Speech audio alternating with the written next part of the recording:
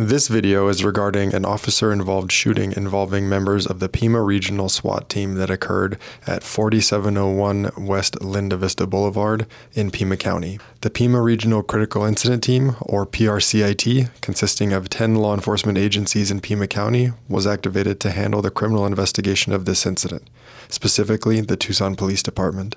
This is standard practice so that agencies don't criminally investigate their own personnel. The Pima County Sheriff's Department is conducting a separate administrative investigation to determine if any policy violations occurred. Investigations involving an officer's or deputy's use of force can take a significant amount of time. Investigators are tasked with reviewing videos, interviewing multiple witnesses, examining forensic evidence, and reviewing hundreds of pages of transcripts and reports.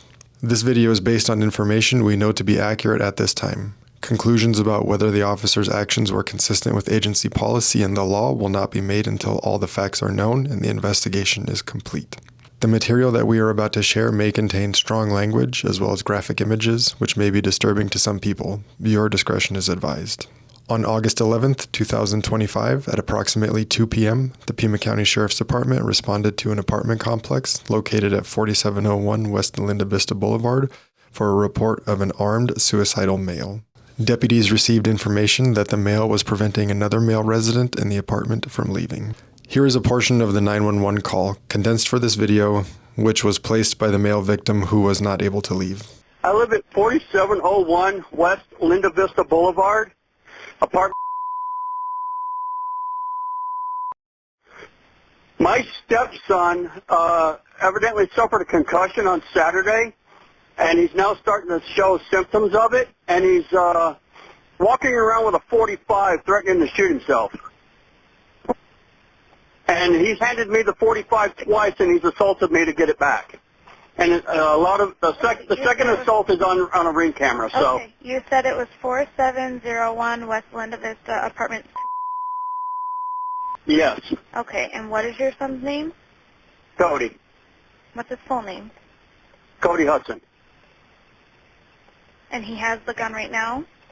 Yeah, he just recently assaulted me. I had his mother on the phone, and she heard the assault. So, okay. And it's on a ring camera. The second assault's on the ring camera. The first assault happened in the living room. He cornered me into the living room and assaulted me for it.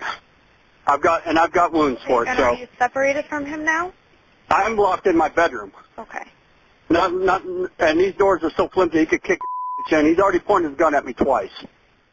When the first deputies arrived, they identified the suspect as 29-year-old Cody Hudson and learned that he had threatened to kill both the other occupant and himself. At approximately 2:45 p.m., deputies coordinated with Northwest Fire District to evacuate the victim safely from the second-floor apartment balcony with the use of a ladder. Deputies also evacuated several nearby apartments.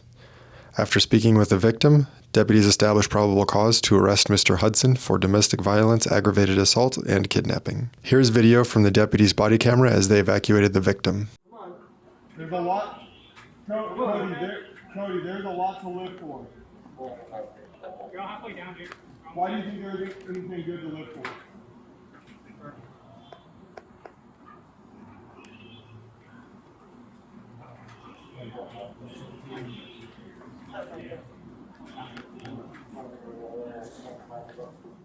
Despite repeated attempts to contact Mr. Hudson, he barricaded himself inside. Detectives from PCSD's Domestic Violence Unit, along with personnel from the Pima Regional Special Weapons and Tactics Team, Hostage Negotiation Team, Explosive Ordnance Disposal, and the PCSD Canine Unit responded to assist. Around 3:40 p.m., negotiators established communication with Mr. Hudson and attempted to persuade him to surrender.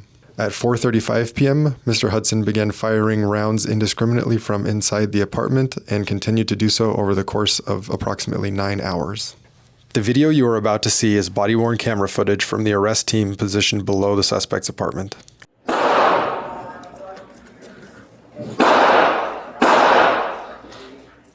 Throughout this time, negotiators attempted to maintain communication with the suspect using various methods, including a cell phone and a public address system. However, Mr. Hudson disabled several of these tools by shooting them. SWAT deployed a variety of less lethal munitions over the course of several hours in an attempt to have Mr. Hudson surrender peacefully.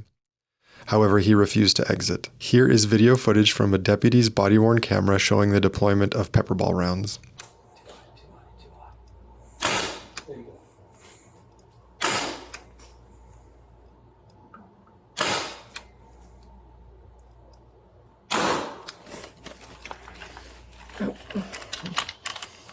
Mr. Hudson continued firing multiple rounds from within the apartment, targeting the less lethal equipment and law enforcement indiscriminately. Negotiation efforts continued, and at around 12:28 a.m., Mr. Hudson emerged from the threshold of the door and pointed his firearm at the SWAT arrest team positioned below. SWAT members fired and struck the suspect, resulting in him retreating back inside the apartment.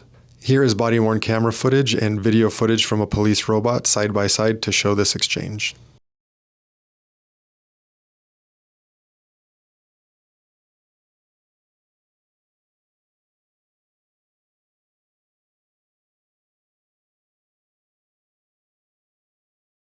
At 12:53 a.m., Mr. Hudson emerged from the apartment again and fired rounds at SWAT members, two of whom returned fire and struck him a second time. Here is video footage from a police robot showing this interaction. He's crouching down. I lost him. No eyes.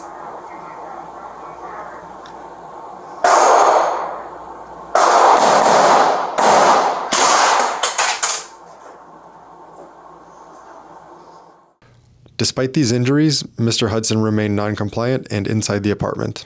At approximately 1:15 a.m., Mr. Hudson exited the apartment again and ignored multiple commands to surrender peacefully. The arrest team deployed a taser, which was ineffective. Mr. Hudson once again retreated into the apartment. At 2:34 a.m., he exited once more. The arrest team deployed a second taser successfully, which allowed SWAT personnel to safely detain him. Once in custody, Pima Regional SWAT members immediately rendered medical aid. Here is video of that arrest as seen from the drone operator's controller screen.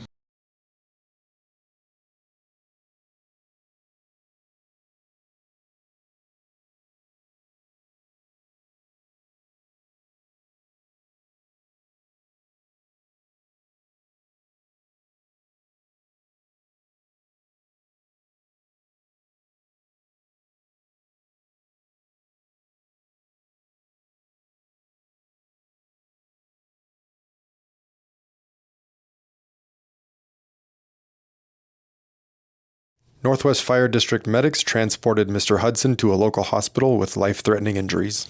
No other community members were injured during this incident, and only law enforcement personnel sustained minor shrapnel injuries. PRCIT investigators determined that Mr. Hudson had fired more than 40 handgun rounds, striking the inside of his apartment, 2 other apartment buildings, and a saguaro cactus. He also fired rounds toward law enforcement, the parking lot, and surrounding common areas. Mr. Hudson has been released from the hospital and was booked into the Pima County Adult Detention Complex on September 26, 2025 on the original domestic violence charges as well as additional charges. Here is a photo of the firearm that Mr. Hudson was firing. The Pima Regional SWAT team members who discharged their weapons have been identified as Deputy Paul Petropoulos, who has 29 years of service with the Pima County Sheriff's Department, Officer Tyler Nicholson, who has 12 years of service with the Oro Valley Police Department, and Officer Justin Ghana, who has 7 years of service with the Marana Police Department. The Pima Regional Critical Incident Team has conducted an investigation and presented the case to the Pima County Attorney's Office. After this review, Mr. Hudson was indicted on 16 counts of aggravated assault with a deadly weapon on a peace officer, 3 counts of discharging a firearm at an occupied structure, 1 count of weapons misconduct, prohibited possessor, and 1 count of felony criminal damage. Members of the public with information and/or video of the incident are asked to contact the Tucson Police Department at 520-791-4444. This is still an active investigation.